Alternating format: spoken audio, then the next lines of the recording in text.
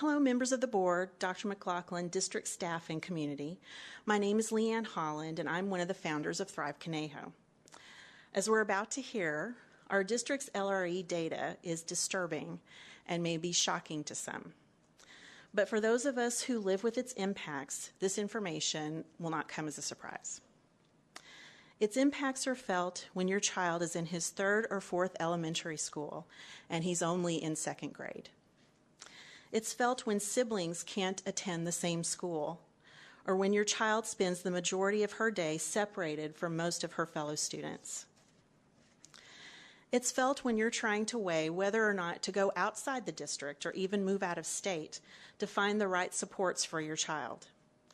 I see on the agenda tonight is the 20th contract this year for a student with disabilities to attend a non-public school, and it's only October.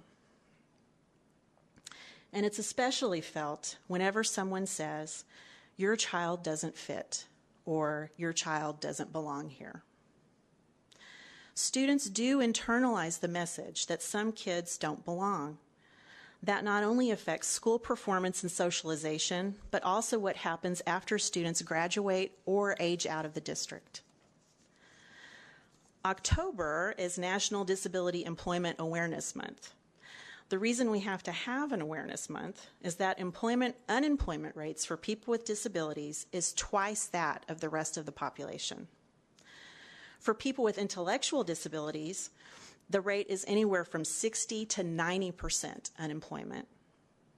Part of the reason for this is that employers who didn't grow up around people with disabilities are less likely to hire one.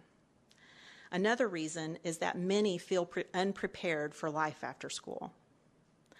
That's the impact of our district not living up to the intent of the Individuals with Disabilities Education Act and not meeting state standards or our own targets for improvement. If you're wondering why Thrive Conejo exists and what we are about, this is it.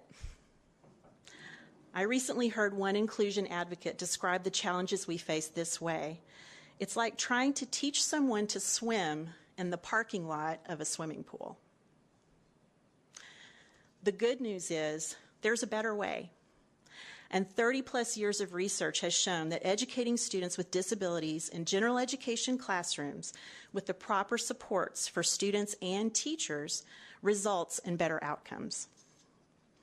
What's even better is that inclusive education best practices make curriculum more accessible for all types of learners, including GATE students, twice exceptional, high achievers, English language learners, and students of all interests and abilities.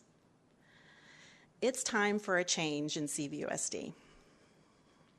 Fortunately, we have district leaders like Dr. McLaughlin, Ms. Miller, and Mr. Lichtel who've recognized the need to make our district more inclusive, and change is happening.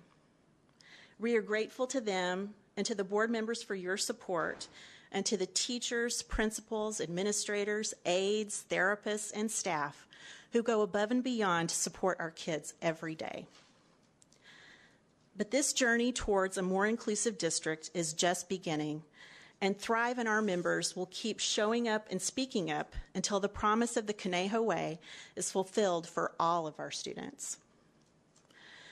We are driven by the fact that we know our kids will likely walk this earth for many years after we are gone. We want them to be as independent as possible, to be self-advocates, to have jobs or avocations that bring fulfillment and paychecks, and to have relationships and love. We want the same as all of you, for our kids to have a chance to pursue happiness. We believe that if we all work together, we can turn things around for our district and move beyond target not met to become a leader in inclusive education. We hope you will join us in making this happen. Thank you.